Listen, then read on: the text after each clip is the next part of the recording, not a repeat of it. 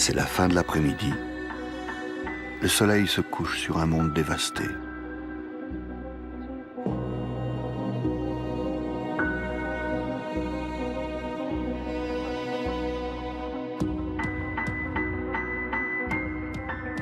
Au bout de la route, un énorme dosimètre.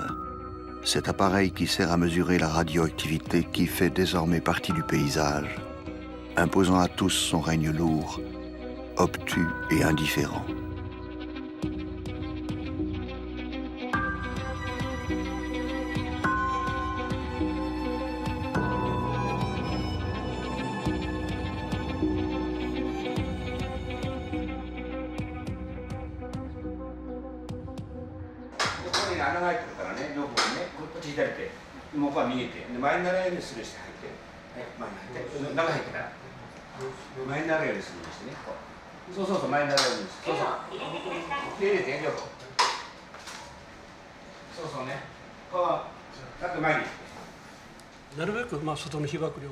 Il faut essayer de réduire l'irradiation.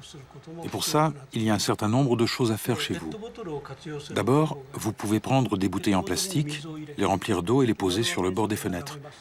Les bouteilles carrées de 2 litres sont très bien.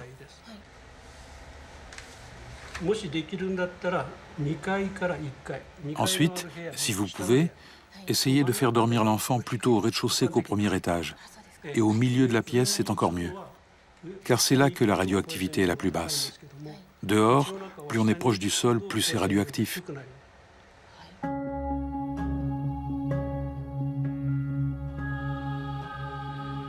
Ainsi vivent les habitants de la région de Fukushima, s'efforçant de voir l'invisible, de capturer l'insaisissable dans les mailles d'une existence qu'on hésitera désormais à appeler une vie.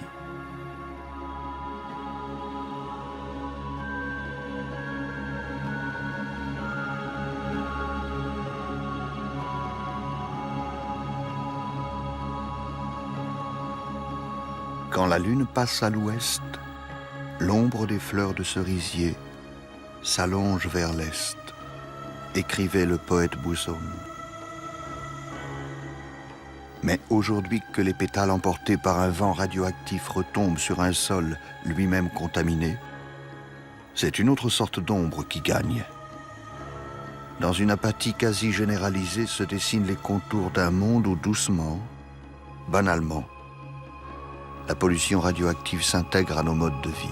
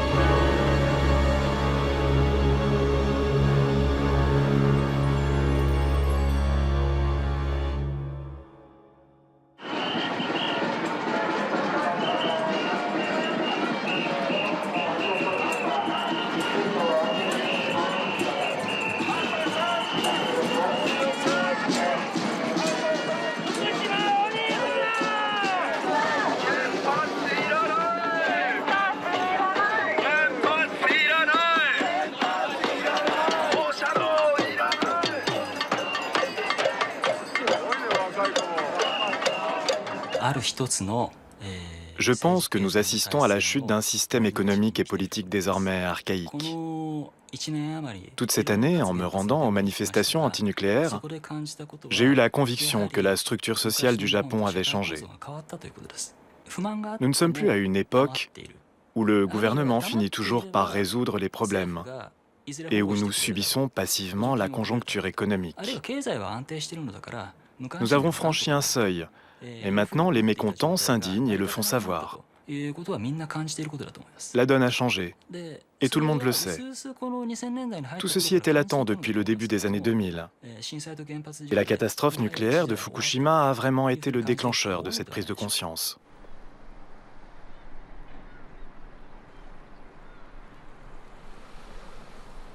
Sur près de 500 km, le tsunami a frappé les côtes de l'archipel.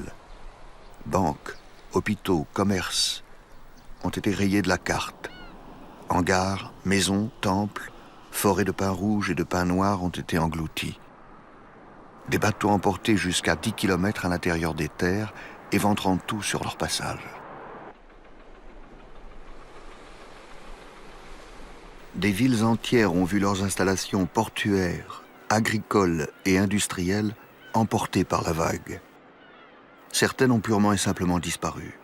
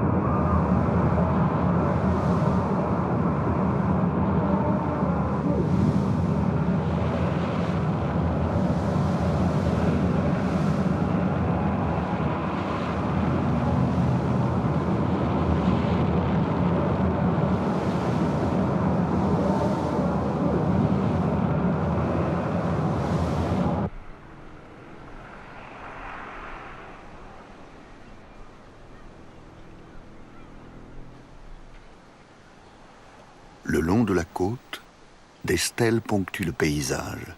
Certaines sont vieilles de plus de 600 ans. Ce sont des marqueurs de mémoire. Elles sont là pour rappeler que la vague d'un tsunami est arrivée jusqu'ici. Et pour certaines d'entre elles, sonnent comme un avertissement. Il ne faut surtout pas construire plus bas.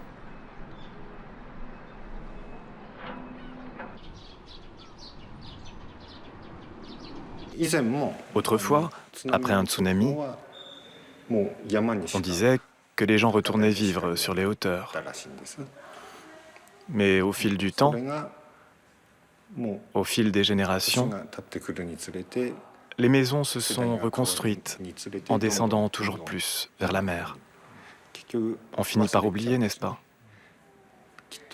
Et même si cette fois encore, les gens migrent loin des côtes, avec le temps, ils vont finir par oublier.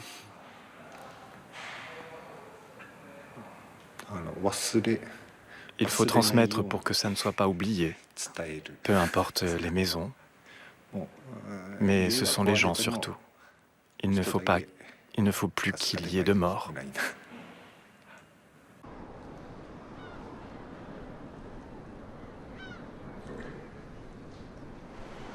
L'accident nucléaire de Fukushima a provoqué une forte contamination du milieu marin. Dans les journées les plus critiques, les vents soufflaient vers le Pacifique. Les rejets de césium-137 ont été estimés à 27 millions de milliards de becquerels, la plus forte pollution radioactive maritime jamais observée.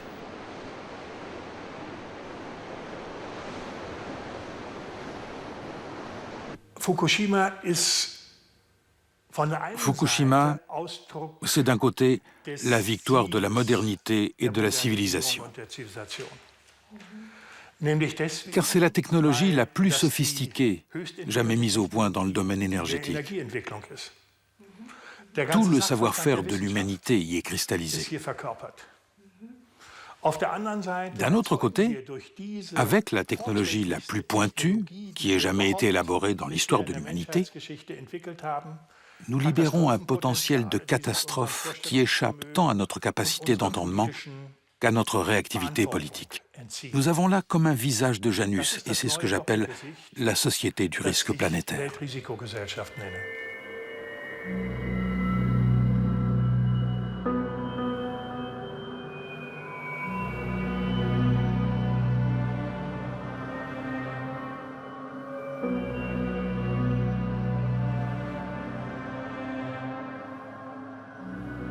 L'accident nucléaire de Fukushima a eu lieu le 11 mars 2011. Vers 3h moins le quart de l'après-midi, se produit un tremblement de terre de magnitude 9. Moins d'une heure après, un tsunami de 15 mètres ravage le site de la centrale, réduisant à néant le dispositif de refroidissement. C'est le début d'une longue série d'erreurs et d'atermoiements.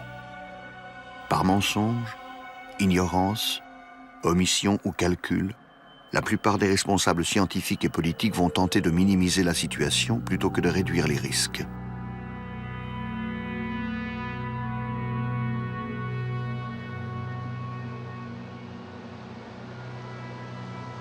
Le jour même, le gouvernement japonais déclare l'état d'urgence nucléaire et le lendemain, 110 000 personnes sont évacuées dans un rayon de 20 km décrété zone interdite. Plusieurs centaines de milliers d'autres suivront dans un rayon de 30 km, parfois même au-delà.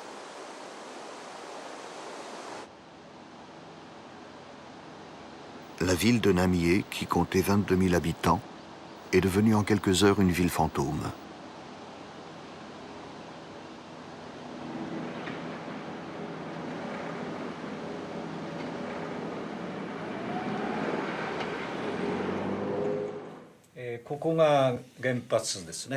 La centrale accidentée se situe ici. Et 5 km plus loin, en ligne droite, voici la ville de Namie. Et tout ça, c'est la commune de Namie. C'est ici que le bâtiment a explosé et a déversé les substances radioactives.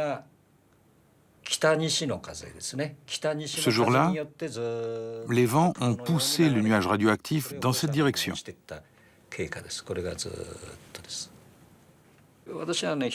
Je suis révolté, parce que dans la nuit du 11 mars, SPIDI, le système de prévision d'information d'urgence environnementale, était actionné.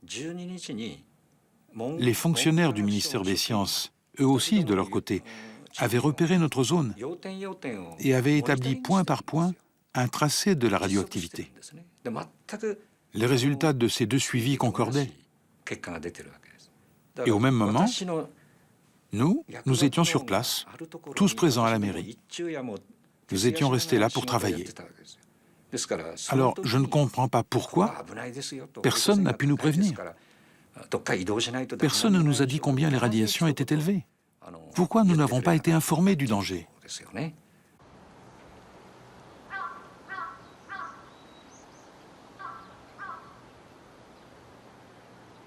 Les retombées radioactives ont une densité très variable sur une superficie rapprochée. C'est ce qu'on appelle la peau de léopard de la radioactivité. En fonction de plusieurs facteurs tels que la direction des vents, le taux de précipitation, le relief, les dépôts radioactifs sont plus ou moins importants d'une zone à l'autre.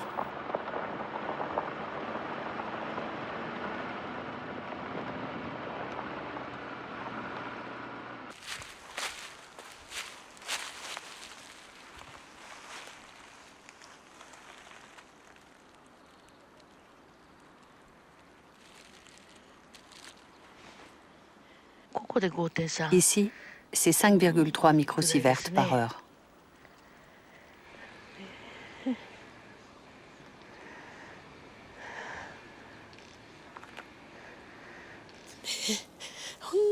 Je déteste le nucléaire. Vraiment, vraiment. Je n'arrête pas de penser qu'on a inventé une chose effroyable. Tout est mauvais dans le nucléaire. C'est un vrai désastre. Mais un désastre fabriqué par l'homme.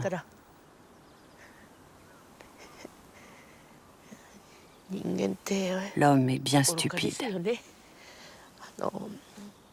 Sans aucun moyen de maîtrise, il a fabriqué un monstre pareil en prétextant une sécurité absolue. La sécurité absolue, c'est un mythe.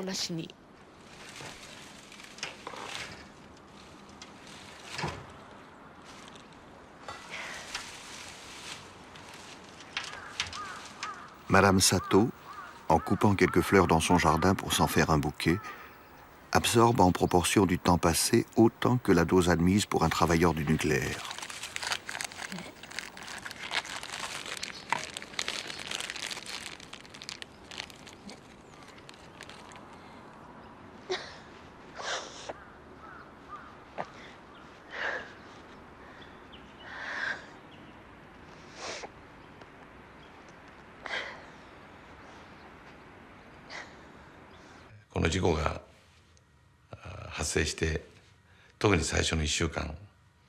Au cours de la semaine qui a suivi l'accident, je me suis sans cesse demandé jusqu'où cette catastrophe menaçait d'empirer. J'ai été amené à envisager le pire des scénarios. Parfois, j'y réfléchissais seul, parfois entouré d'experts. Un jour, un expert m'a déclaré qu'il ne fallait pas écarter l'hypothèse d'évacuer la capitale, Tokyo, et ses environs. Soit une évacuation de plus de 30 millions de personnes. Cette possibilité a été évoquée.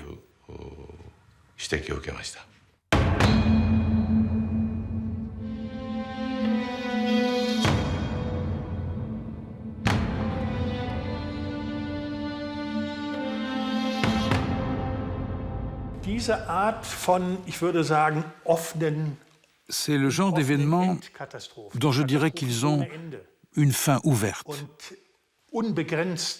Ce sont des catastrophes illimitées dans le temps,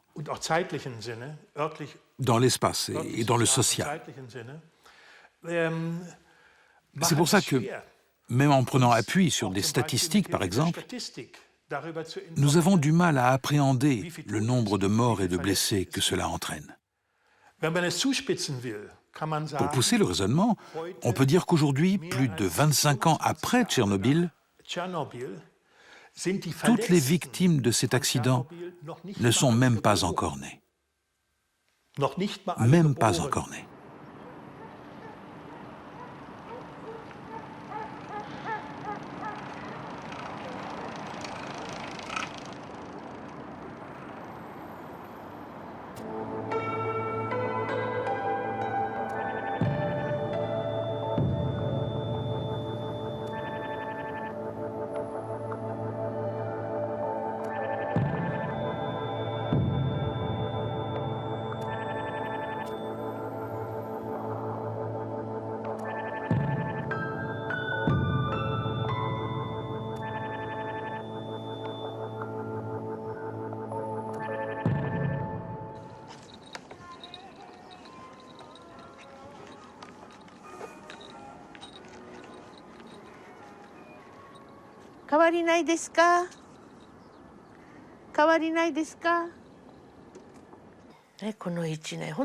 Toute cette année, on a dû faire face à la réalité. Mais c'était impossible, on n'arrivait pas à accepter tout ça. On ne voulait pas l'accepter. Comment expliquer? C'est difficile d'exprimer cela. En fait, ce que je veux, ce que nous voulons tous, c'est rester le plus près possible de notre ville natale, de chez nous. Quand on s'est inscrit pour les demandes d'hébergement, ce sont les maisons les plus proches de la zone interdite qui ont été le plus demandées. C'est parce qu'on ne veut pas s'éloigner de chez nous. On y retourne juste pour voir. On a beau savoir que c'est dangereux, on a tellement de chagrin qu'on n'arrive pas à s'arracher du pays. Je crois que c'est ça, au fond, l'explication.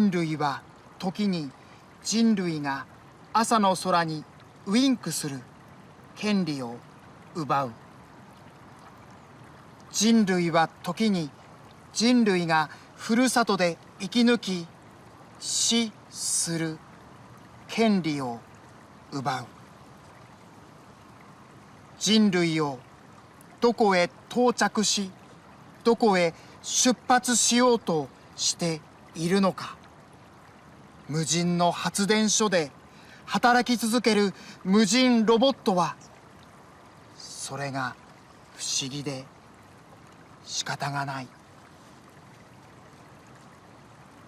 木霊。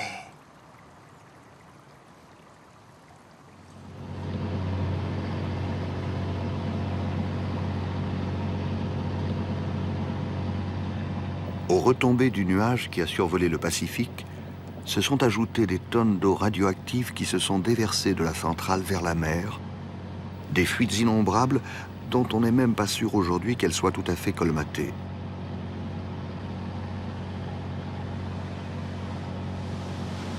À Watari, à une centaine de kilomètres au nord de la centrale, c'est la pêche du début du printemps.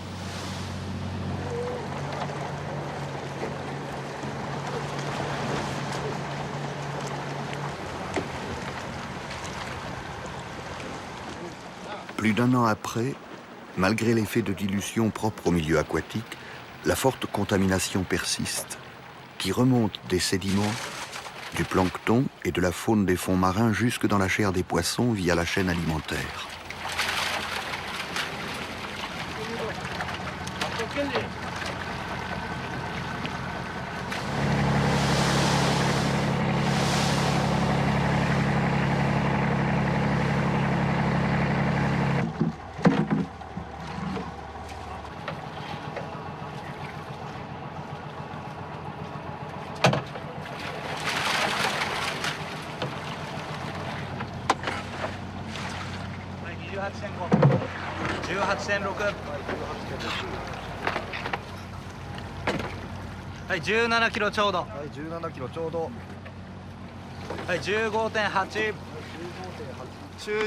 Là, on est à 96 becquerels. Alors ça, on ne peut pas l'apporter au marché. Quand ça dépasse 80 becquerels, c'est interdit à la vente.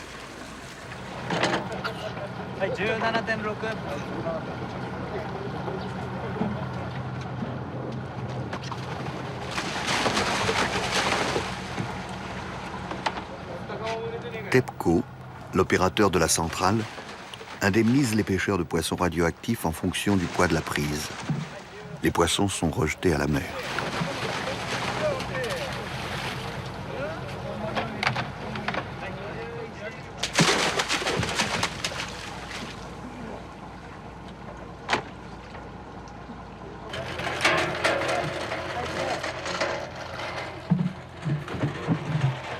Quand on donne une autorisation d'une toxicité, ou d'une charge du lait de tant de becquerels, et le riz tant de becquerels, et les poissons tant de becquerels, les gens qui mangent, ils mangent tous ces becquerels les uns après les autres.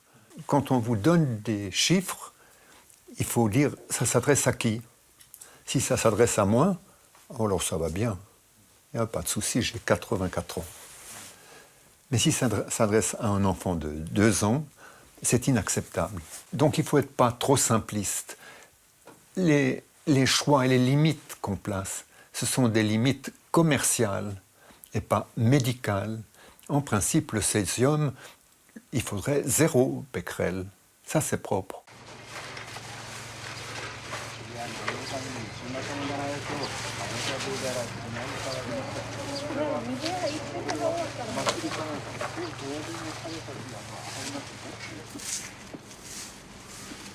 Le vrai problème du nettoyage n'est pas dans la quantité, mais dans la teneur des débris.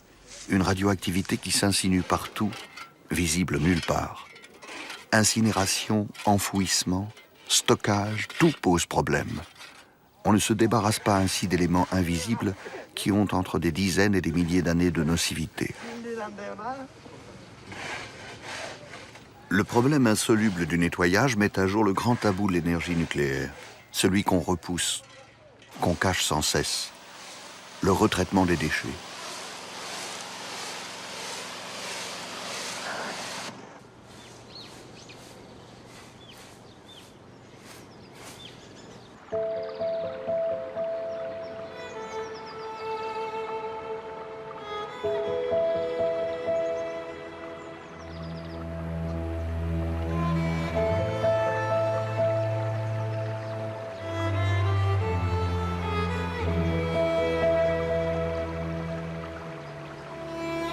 Extension infinie du domaine de la lutte. La radioactivité vient des montagnes, de l'air, de la mer. Elle se diffuse par le vent et les rivières, par la pluie. De nouveaux mots se répandent et sont sur toutes les lèvres comme des particules tueuses. Les produits de la fission, césium, iode, strontium, les produits gazeux, xénon, krypton, ceux qui se propagent facilement dans l'atmosphère.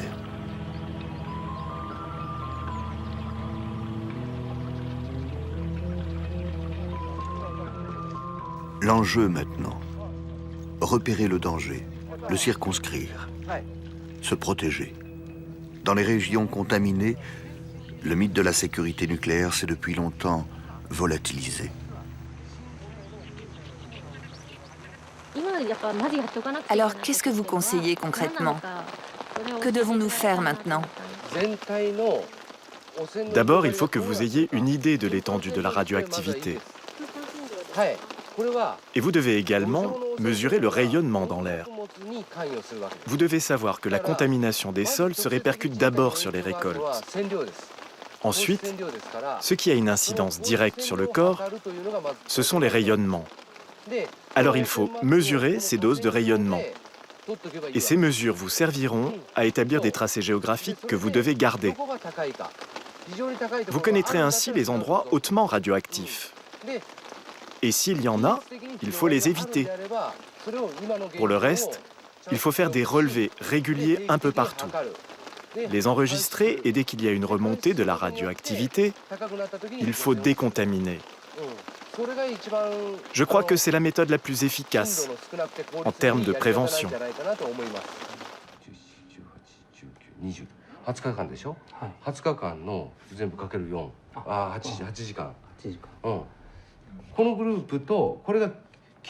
Comment mesurer l'incommensurable, calculer l'incalculable? Il y faut une cartographie improbable, un quadrillage quasi illimité, où plane comme un spectre le mystère des petites doses dont jusqu'à l'heure actuelle, nul expert n'est en mesure de dire le degré de nocivité.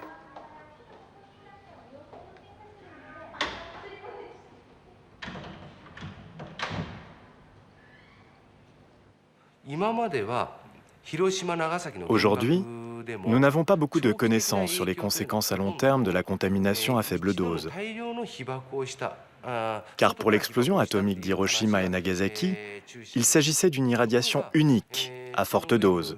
Dans le cas de Tchernobyl, nous avons compris que le problème, c'est l'irradiation interne, et qu'elle est surtout provoquée par l'alimentation. Aujourd'hui encore, la pollution de l'environnement se poursuit, et avec elle, la contamination interne des individus aussi. Des études faites en Biélorussie doivent encore permettre de comprendre comment cette contamination à faible dose continue d'irradier une fois entrée dans l'organisme. Comment le corps réagit. Quelles maladies sont provoquées. Ces études sur le long terme ne peuvent être menées qu'à Tchernobyl.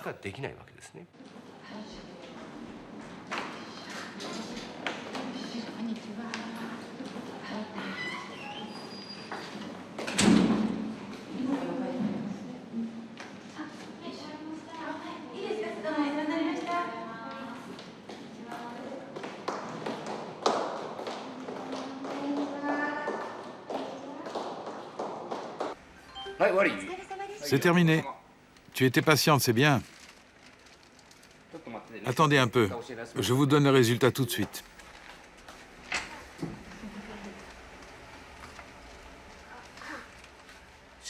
Alors, d'après les résultats, l'iode est à 0, le césium-134 est à 5,56, le césium-137 à 0.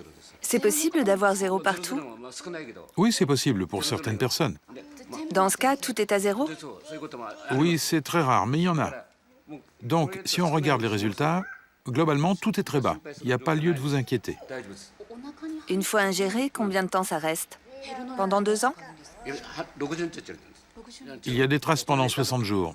Si vous évitez la nourriture contaminée, ça disparaîtra. Il faut en tout cas faire attention à l'alimentation.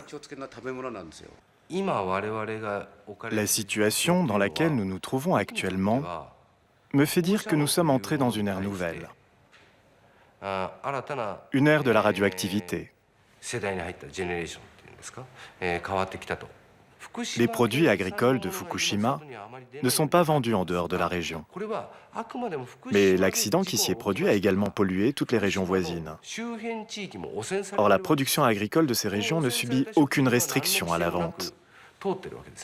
Malheureusement, je pense qu'on a très certainement aggravé l'ampleur de la catastrophe en propageant la contamination dans tout l'archipel. On assiste à la fois à une pollution au niveau local et à sa propagation. Cela signifie qu'il va y avoir des victimes même là où on ne s'y attend pas.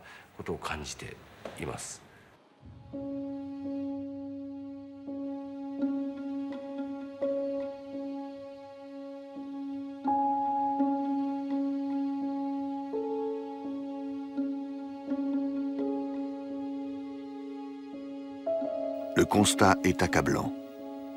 Le paysage ravagé nous interroge sur la faillite d'un système. L'accident de Fukushima a été provoqué par le séisme et le tsunami du 11 mars. Mais les causes sont ailleurs. Elles résident dans les failles multiples de la gestion du nucléaire. Les risques ont été minimisés, les informations cachées.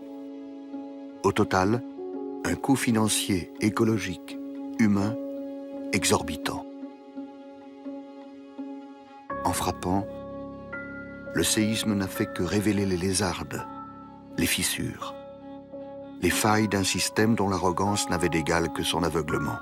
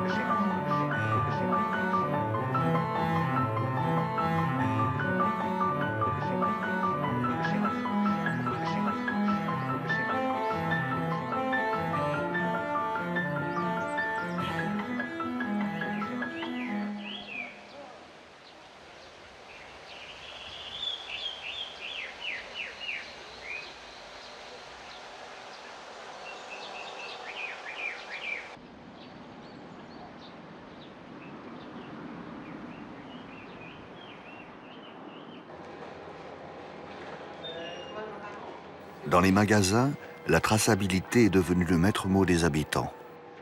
Sur chaque emballage est indiquée la provenance des produits. On teste, on vérifie, on examine. On mesure la radioactivité de chaque aliment avant sa commercialisation. Une surveillance minutieuse, infinie, et à l'image de la catastrophe elle-même, interminable.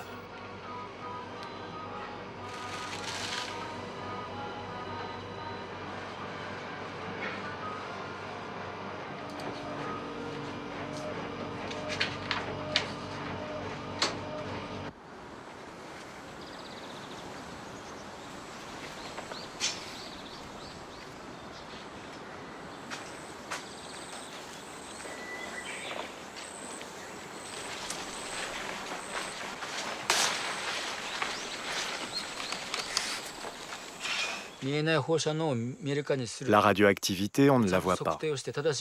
Alors il faut la rendre visible. Il faut la mesurer, transmettre les résultats, donner aux gens des informations exactes pour redonner confiance aux consommateurs. Cet accident nucléaire, ça ne concerne pas que Fukushima. Nous devons tous prendre nos responsabilités parce que nous nous sommes laissés envahir par le nucléaire. Nous devons être unis et réfléchir ensemble. Nos aïeux ont planté pour nous des arbres dans les montagnes. Alors nous aussi, nous devons prendre soin de cette nature pour les générations à venir. Pour que nous puissions dans 30 ans, dans 50 ans, laisser aux enfants une terre où grandir, c'est notre devoir. C'est ce que je ressens profondément.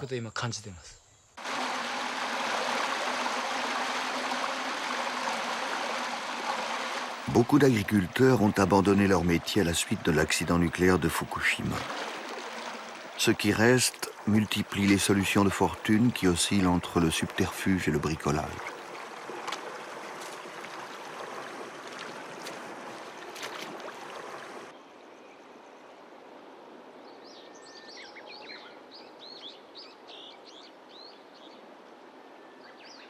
La hantise de la radioactivité est partout.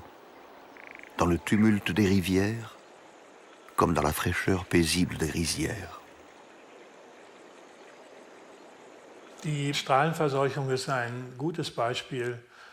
L'irradiation illustre bien le fait que les experts, aussi rationnels soient-ils, se trouvent sollicités d'une façon inadaptée au phénomène.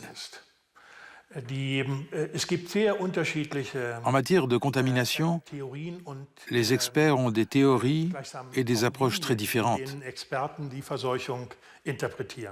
ce qui est d'ailleurs courant dans les domaines scientifiques. On échafaude des théories pour les réfuter ensuite. Et il y a des théories alternatives. Mais dans le cas de la contamination, il est clair que cela pose un problème de taille. Par exemple, les faibles degrés d'irradiation sont complètement négligés. Il y a très peu de chiffres sur la question. De même, il n'y a pratiquement aucune recherche sur les effets d'accumulation, parce qu'on a tendance à les individualiser et à se focaliser sur des phénomènes isolés. C'est bien ce qui donne à penser que la rationalité des experts bascule dans la contradiction.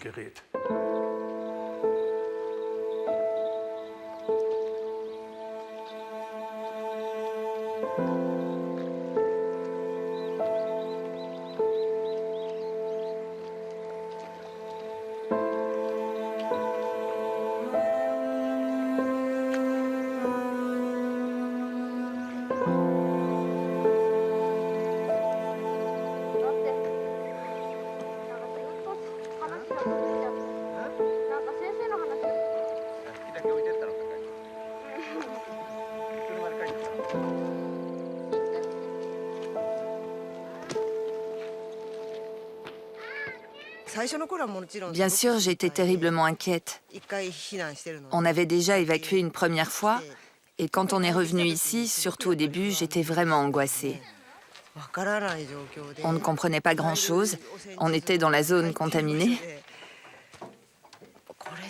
Et je me suis vraiment demandé si j'arriverais à élever 4 enfants dans cet environnement. Et puis, peu à peu, les taux de radiation se sont stabilisés. On a commencé à contrôler notre nourriture. Et finalement, d'après les examens médicaux, notre taux d'irradiation interne était plus bas qu'on ne l'avait imaginé. Quand j'ai vu les résultats chiffrés, j'ai pensé que ce n'était pas la peine de tout abandonner pour recommencer ailleurs.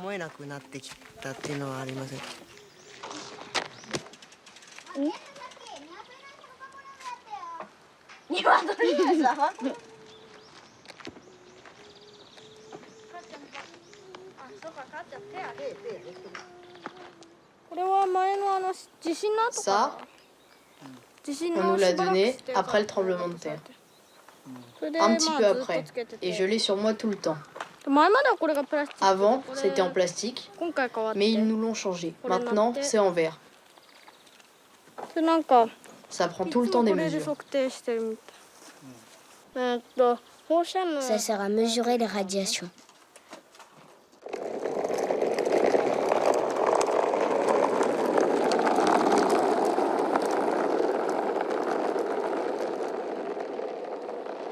J'ai été très impressionné par l'audace et l'engagement des femmes japonaises.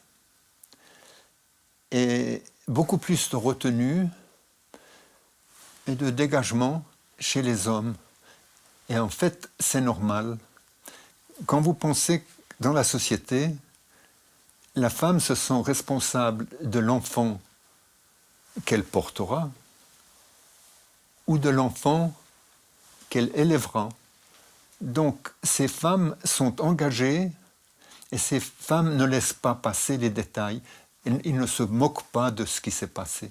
Donc j'ai beaucoup admiré les femmes, leur courage, leur engagement et leur capacité de poser les bonnes questions.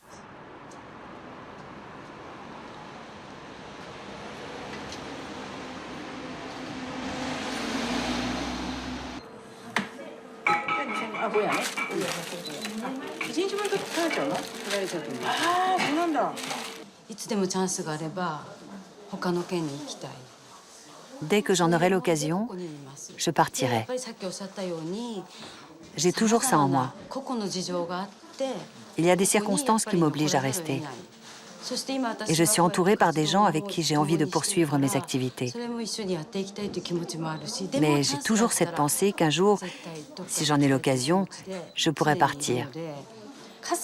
J'ai peu d'espoir, mais comme je suis ici, je ne peux pas rester passive. Alors, je m'efforce de faire tout ce que je peux pour protéger mes enfants. Il faut que j'y arrive. Et voilà, ça fait déjà 1 an et demi. Mais en moi, rien n'est résolu. J'essaie juste de continuer.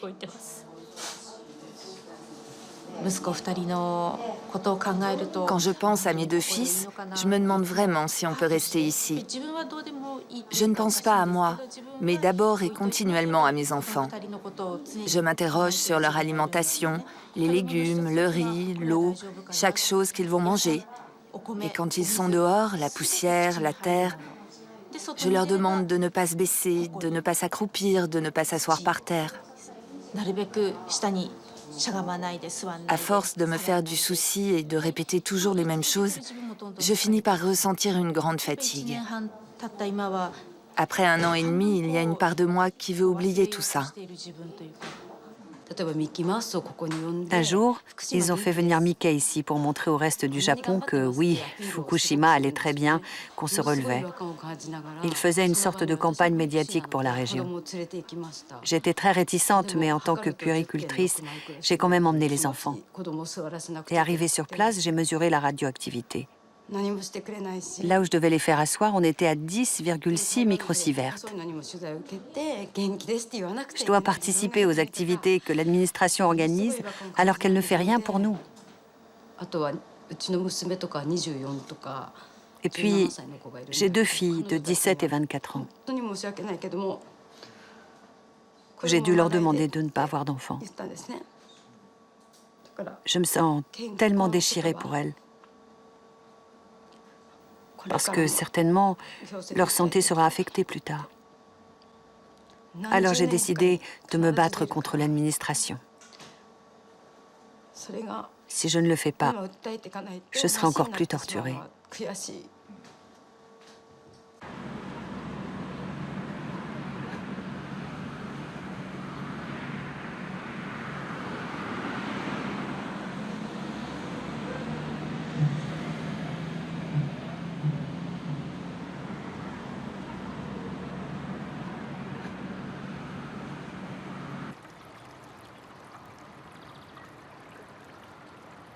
福島は私たちです。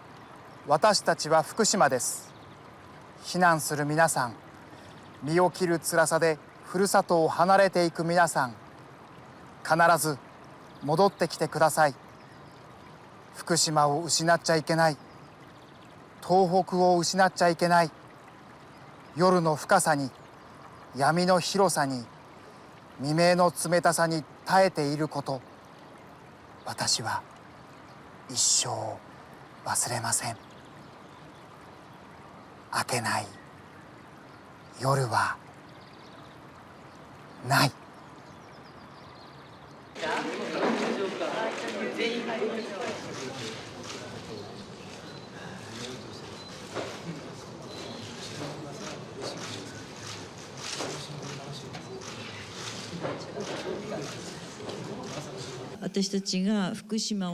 Soutenir Fukushima ne consiste pas seulement à encourager ses habitants. Ce soutien ne prendra tout son sens que si nous n'avons de cesse de réfléchir à notre civilisation nucléaire. Je déclare que Fukushima est toujours malade.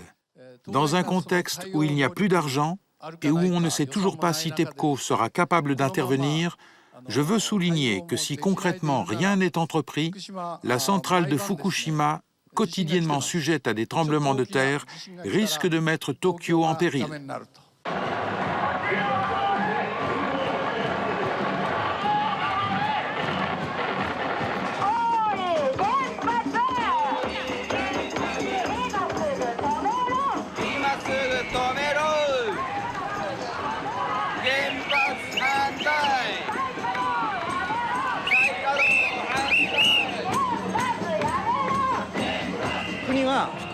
Pour ne pas avoir à verser d'indemnité, le gouvernement a abandonné Fukushima.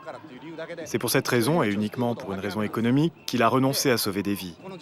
Et aujourd'hui, vous savez comme moi que des gens vivent dans des zones où ils continuent d'être irradiés tous les jours. Le pays a abandonné une partie du Japon. Les irradiés sont ignorés par le gouvernement, mais aucun Japonais ne les a oubliés. Nous exigeons que l'on fasse quelque chose pour eux, et nous sommes très en colère. C'est pour ça qu'il y a tant de monde ici aujourd'hui.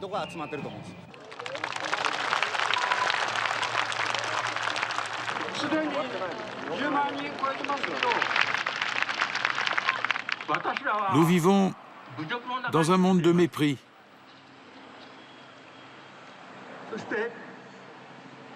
Et nous tous ici aujourd'hui, nous en avons conscience. Nous devons combattre les projets du gouvernement.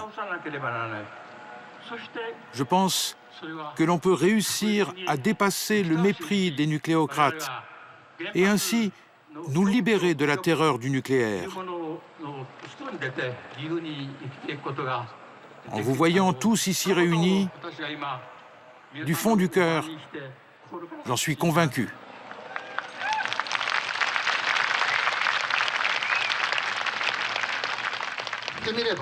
Ce n'est que de l'électricité. Et juste pour cette électricité, faut-il vraiment mettre nos vies en danger ?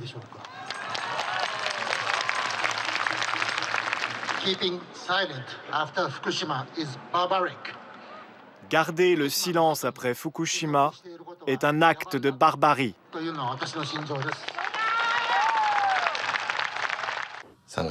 L'expérience du 11 mars m'a fait beaucoup réfléchir. Concernant le nucléaire, j'ai opéré un virage à 180 degrés. Puisque le nucléaire est aux mains des hommes et qu'il y a toujours le risque d'une erreur humaine, la sécurité absolue n'existe pas.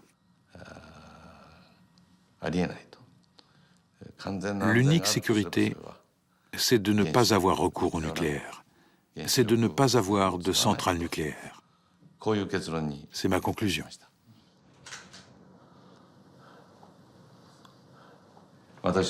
C'est mon petit-fils.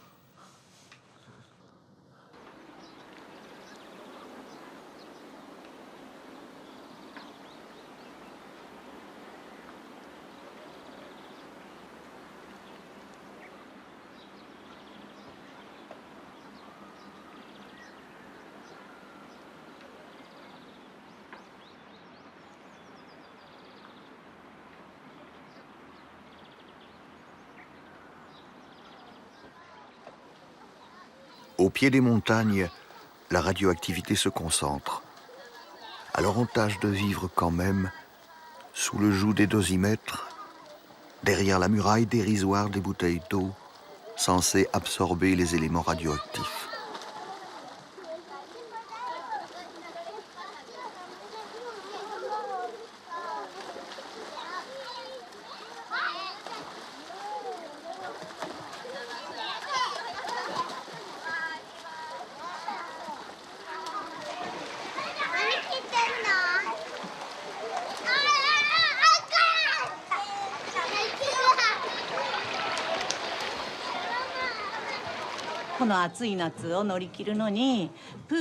Nous parlons sans relâche avec les parents. Par exemple, pour supporter la chaleur cet été, on s'est demandé tous ensemble si on pouvait mettre les enfants à la piscine, les faire jouer dans l'eau. Ce genre de discussion, nous en avons tout le temps. Pour les récréations aussi. On a décidé que les enfants pourraient rester à l'extérieur 30 minutes par jour. Nous nous sommes mis d'accord en essayant de trouver un juste milieu entre la sécurité des enfants et leur bien-être. C'est comme ça que nous faisons pour chaque journée. On n'a pas de normes, personne ne sait rien, personne ne peut prétendre à une sécurité absolue et nous ne sommes jamais complètement rassurés de ce que nous faisons. On s'efforce de vivre normalement chaque journée. Vivre ici, c'est essayer au jour le jour de vivre au mieux, en cherchant un équilibre entre maîtrise et compromis.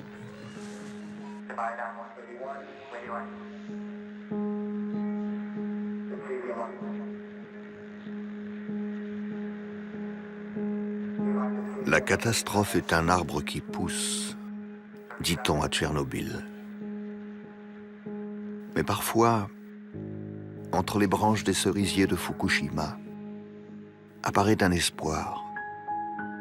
Celui qu'enfin, devant l'ampleur du désastre, sa dangerosité extrême, son absurdité économique, des voix nombreuses se lèvent pour se faire entendre.